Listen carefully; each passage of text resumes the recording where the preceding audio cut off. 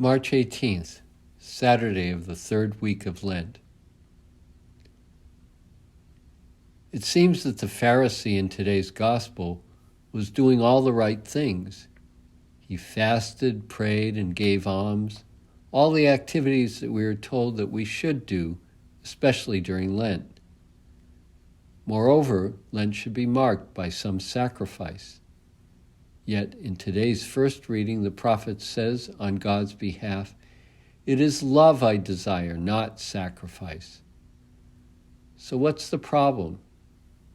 It appears that Jesus is once again throwing us a curve. In fact, Jesus is asking us to go deeper and look beyond superficial performance and pay attention to the attitudes and motives underlying our actions. The problem with the Pharisee is that it is all about him, not about God. As Jesus tells the parable, the Pharisee, quote, took up his position and, quote, spoke this prayer to himself.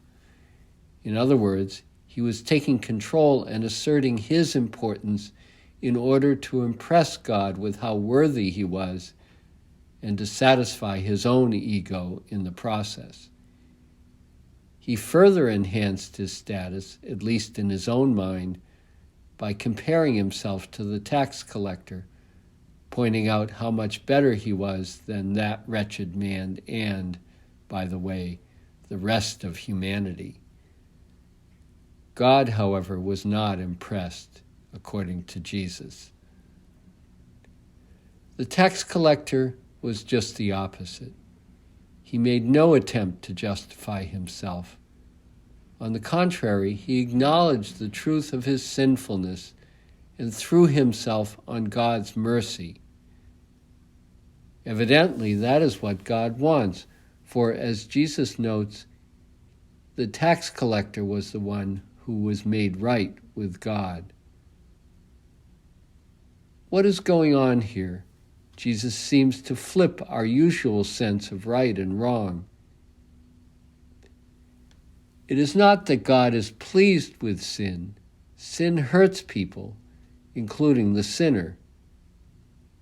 No doubt the tax collector is one who betrayed his own people by exacting tribute on behalf of their oppressors and incidentally taking a cut for himself, did a lot of harm and was held in contempt because of it. His salvation was that he realized his sinfulness and the miserable state to which it had reduced him, and he honestly acknowledged it before God. Moreover, he grasped how deeply he was mired in his sin and that there was nothing he could do on his own to get out of it. His only hope was to turn to God and entrust himself to God's mercy. And that's what God wants, for us to acknowledge that we are fragile and unworthy creatures. We are not God's equal. We can never do or be enough to deserve God's love. There is no point in trying to bargain as the Pharisee does.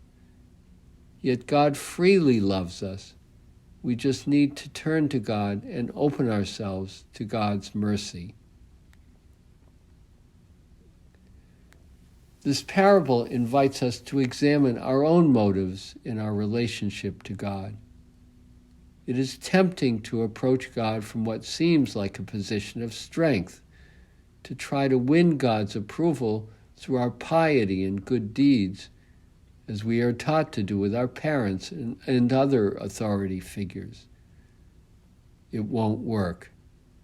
The truth is that we are nothing in ourselves without God.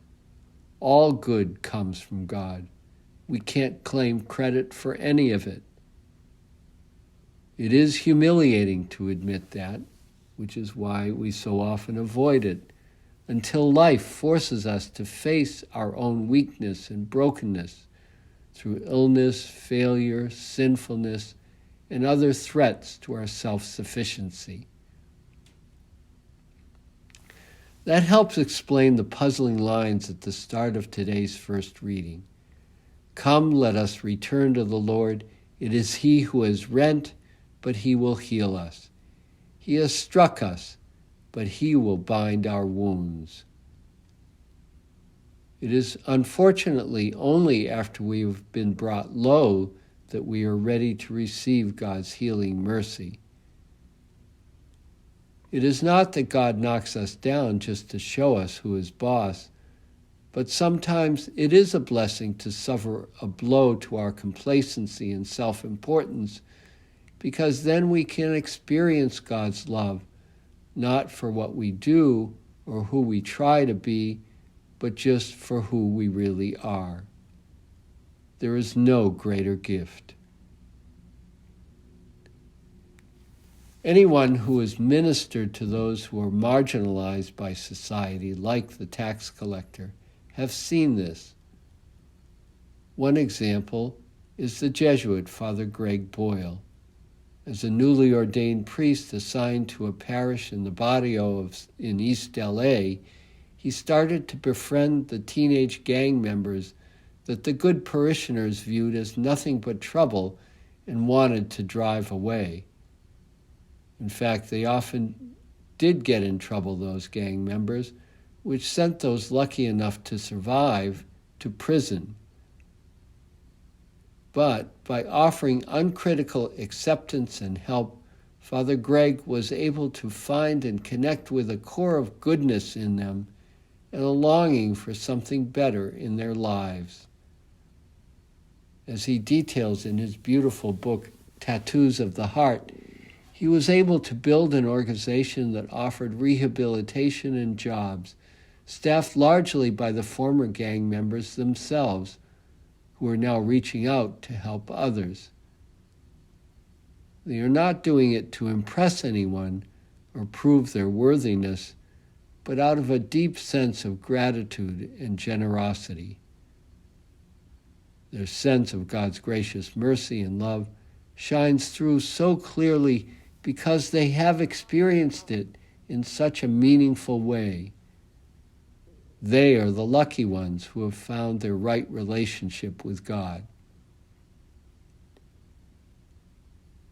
We don't have to become criminals to get to that place, but this Lent is an invitation to probe the truth of our own vulnerability and brokenness, and to approach God in all humility so that we can come to know God's limitless love that transcends all judgment.